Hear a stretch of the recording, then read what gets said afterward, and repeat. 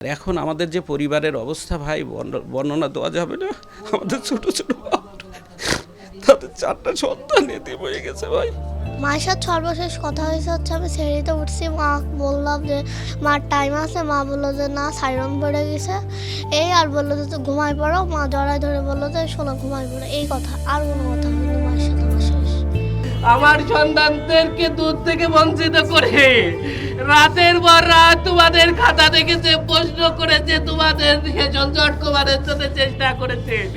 বলতে পারো তোমার ম্যাডাম চেয়ারম্যানের আগে ডিপার্টমেন্টে একটা ব্যাচ বেড়েছিল। চ্যালেঞ্জ করতেছে, তোমরা বলো একটা ব্যাচ বেড়েছিল কিনা। গত বুধবার বিকেলে কুষ্টিয়া ইসলামী বিশ্ববিদ্যালয়ের সমাজকল্যাণ বিভাগের প্রধান আসমা সাদিয়া রুনা তার দপ্তরের নিজ কক্ষে খুন হন।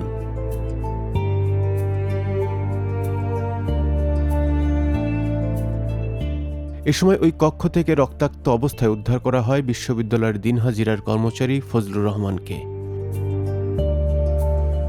নির্মম এই হত্যাকাণ্ড কিভাবে ঘটেছে, কারা এর সাথে জড়িত, এ নিয়ে বেরিয়ে এসেছে চাঞ্চল্যকর তথ্য। কুষ্টিয়া থেকে পাঠানো নেক্সাস টেলিভিশনের প্রতিনিধি রাব্বি ধারণ করেছেন শিক্ষক রুনা হত্যার বিস্তারিত। খুবই আশঙ্কাজনক অবস্থায় 4 তারিখে আনুমানিক বিকাল 5টার দিকে, ইফতারি কিছুক্ষণ আগে উনি আমাদের ইমার্জেন্সিতে আসেন। খুব আশঙ্কাজনক অবস্থায় আসেন। তো আমরা দ্রুত তাকে ওয়ার্ডে ট্রান্সফার করি এবং ওয়ার্ডের চিকিৎসা শুরু করা হয়। তো তার কিছুক্ষণ পরে আমরা ইসিজি করে বুঝতে পারি যে উনি আর জীবিত নয়। নিহত শিক্ষক রুনার স্বামী ইমতিয়াজ সুলতানের দায়ের করা মামলায় বিশ্ববিদ্যালয়ের সমাজ কল্যাণ বিভাগের 2 শিক্ষক শ্যামসুন্দর সরকার ও হাবিবুর রহমান এবং সাবেক সহকারী রেজিস্ট্রার বিশ্বজিৎ কুমার বিশ্বাস এই হত্যাকাণ্ডের মাস্টার মাইন্ড হিসেবে উল্লেখ করা হয়। পুলিশি জিজ্ঞাসাবাদে মামলার প্রধান আসামি ফজলুর রহমান দিয়েছেন চাঞ্চল্যকর এমন তথ্য। পুলিশ আমরা বিভিন্ন অ্যাঙ্গেলে আমরা কাজ করতেছি। আমরা ঘটনাস্থল থেকে আমরা যে আলামতগুলো সেখানে ছিল, আমরা সিআইডি ক্রাইম সিনের সহায়তায় সেগুলো আমরা সেখান থেকে উদ্ধার করেছি এবং আমরা সেখানকার সিসি ফুটেজ গুলো সংগ্রহ ইতিমধ্যে করেছি। নির্মম এই হত্যাকাণ্ডের ময়নাতদন্তের তদন্তকারী চিকিৎসকও দিলেন নৃশংসতার বর্ণনা।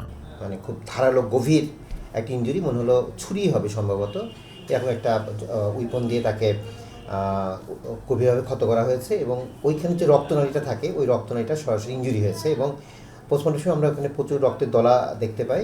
এদিকে রুনার মৃত্যুতে এখনও শোক মুহ্যমান পুরো পরিবারে। 1.5 বছরের ছোট্ট শিশুকন্যা আয়েশা, 4 বছরের ছেলে আবরার সাজিদ, 7 বছরের জান্নাতুল বুশরা আর 9 বছরের ইফাত তাইবের কান্না যেন থামছেই না। মায়ের শূন্যতা খুঁজে ফিরছেন তারা। সুষ্ঠু তদন্ত করে তাদের মায়ের এমন নির্মম হত্যাকাণ্ডের সঙ্গে জড়িতদের কঠোর বিচার দাবি করেন তারা। মা না থাকাতে দেয় যে তার অনুভব, একদিন এখন বুঝছি আমরা যে মা কি জিনিস। আমার সন্তানদেরকে দুধ থেকে বঞ্চিত করে রাতের পর রাত তোমাদের খাতা দেখেছে, প্রশ্ন করেছে, তোমাদের ঝঞ্ঝট কমানোর জন্য চেষ্টা করেছে।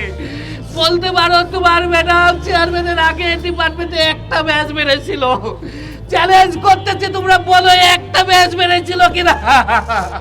নিহত শিক্ষকের হত্যার মামলার সঠিক তদন্ত ও দ্রুত বিচার দাবি করেন শিক্ষক ও শিক্ষার্থীরা।